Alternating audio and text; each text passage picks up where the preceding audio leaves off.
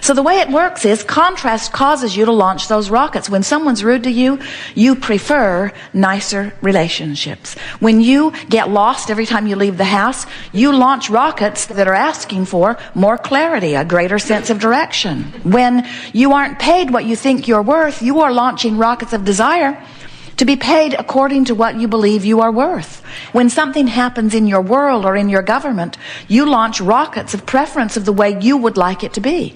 And all of those preferences are held for you, but cannot be realized by you in terms of manifestation until you consistently offer a vibration that matches them. So what it comes down to is you just can't complain about the absence of things you want and ever let them in. You have to find somehow, some way to become a closer vibrational match to the things that you're asking for. So we say, think about what you want. We'll say to our friends, what is it you want? And they'll say, I want to be over there. And we'll say, well, tell us about what's over there. Why does that appeal to you? And they'll say, because over here is so awful. And we say, well, now we're talking about over here again. Let's talk about over there. And they say, all right, I really want to get over there. And we'll say, well, tell us what's over there. What will it be like when you're over there? And they'll say, oh, it will be so much better than over here. And we say, in what way? And they'll say, well, let me tell you what's wrong with over here. And we say, well, we would really rather talk about what's over there. But our friends, almost all of you, are more practiced about what's over here, and so these words fly out of you. You have clever dialogue that you offer. You have stories that you've been telling for years. You have jokes that you've picked up that match the points that you're trying to make. In other words, you have points that you want to make that point out that things should be better for you, but in every moment that you're making those points, you're holding yourself vibrationally apart from the better life that is waiting for you in vibrational escrow. In other words, you just can't keep telling those stories. You just can't keep activating where you are and move to a different place. And that's why most of the people you know, maybe even you're noticing it in your own life experience, things don't change that much for you. Different places, different faces, but things keep percolating along pretty much as they have been, because most of you are offering most of your vibration in response to what you are observing. So you observe what is, you offer a vibration about what is, the universe matches what is, and then you observe what is. And then you observe what is, and you offer a vibration what is, the universe matches what is, and then you observe what is. And as you observe what is, you offer a vibration of what is, and the universe matches what is, and then you get more of what is.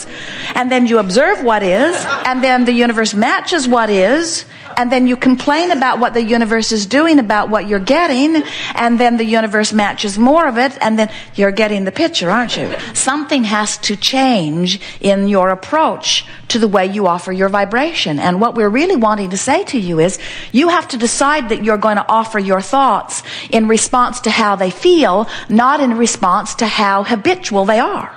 It would sort of be like having something that your mother cooked for you that you never liked. And now you've been out of her kitchen for years, but you still eat it every day. And someone says to you, you must really like that. And you say, actually, I can't stand it. And they say, then why are you eating it? And you say, what? Well, I eat it because I've always eaten it. My mother encouraged me to eat it, and so I just eat it. And your enlightened friend might say, why? If you don't like it, why are you eating it? And we're more or less putting that same question to you. These thoughts that feel so uncomfortable about physical decline or about inappropriateness of yourself or someone else, these thoughts that feel so uncomfortable, why do you continue to focus upon them and beat yourself up with them? Years ago, Jerry and Esther went to a comedian, a famous comedian at the time, Victor Borge. And at one point in his presentation, someone in the audience began to cough. And he called attention to it. And as he focused upon this coughing person, then another, and another, and another, and another, and another, and another, and another. Jerry had seen several of his presentations in years gone by. It was one of his normal routines. And Esther said, does he plant those people to cough? And Jerry said, no. They are real people in the audience that by the power of suggestion just begin to cough. And the more attention is focused upon it, the more coughing happens, until within a few minutes, the audience is coughing so much, it almost brings the presentation to a halt. It's a very interesting thing. Power of suggestion is nothing more than an activation of vibration that calls forth within you things that are already present within you. So if you have been thinking thoughts through time, and then someone else who is now thinking the thought is commenting on the thought, and so now you're both thinking the thought together and having the exposure to the thought together, this thought is a more activated thought, and the likelihood of this thought being activated again is now greater than it was even before this activation. So these activated thoughts, we really want you to focus upon that word. An activated thought is nothing more than something you're giving your attention to, which is for the time of your attention activated. But the more often you activate a thought, then the more easily activated it is until it becomes a dominantly activated thought. And a dominantly activated thought is nothing more than a habitual thought. It's what you would call a belief. Now, people think that beliefs are factual conclusions. And maybe that's a good description of a belief. In other words, you think something's true, so you focus upon it, and as you focus upon it, you activate it, and as you activate it, law of attraction brings it to you, and you say, see, I knew it was true. And we say, everything is truth that you give your attention to for very long, because you can't give your attention to anything for very long without activating it enough that it will manifest in your experience. And so saying, I'm giving my attention to this because it's true, seems a little silly to us. That's like saying someone else focused upon something they did not want long enough that they activated it long enough that it manifested in their experience, and because it is manifested in their experience by their attention to it, then I should give my attention to it long enough that it activates and manifests in my experience. And we say, we don't understand that reasoning. That's like saying, because someone else did something that I do not want to do, I should do it too. And we know you don't mean that, and yet that's what so many of you are doing, because you are, we love you, sloppy with your thoughts.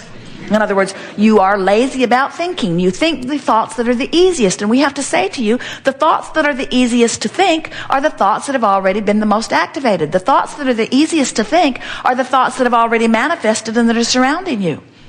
If a comedian can make a room full of people begin coughing just by the power of suggestion in a matter of minutes, then can you imagine what's happening to you as you listen to the television playing in the background with hour after hour after hour of commercial pointing out your fallibility, pointing out the decline of your physical body, offering suggestions of things. The government thinks that they are doing you a favor by pointing out all of the side effects of the different things that they're offering. But actually, they have compounded the negative effect of the commercials by 1,000-fold, because now, not only is what activated within you the slight symptom that you might have that makes you ask for this ingredient that might cure it, but now you are privy to all of the vibrational dialogue about all of the possible side effects, because one person in a city that you do not know had such an effect, and so now they feel that they must point that out to you. It might make you blind, they say. Probably not a very good chance of that, but you hear that commercial a few thousand times and you're coughing in the audience. It's just the way it works, you see. Do you know that's what your negative emotion is? Please return to the highlighted route. Please return to the highlighted route. Is your indication that you are not now in vibrational alignment with what you are wanting. As kids, did you play the game hot and cold, where somebody knew where you were supposed to go and then they gave you guidance? You're colder, you're hotter, you're colder, you're hotter as you moved closer or further from your destination.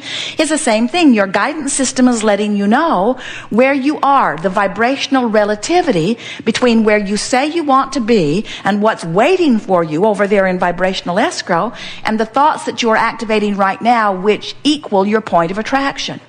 You will never move toward something that you are vibrationally different from. So when you think about it, your vibrational escrow is full of all of the things that you've been thinking about. Some of them you want, some of them you don't want.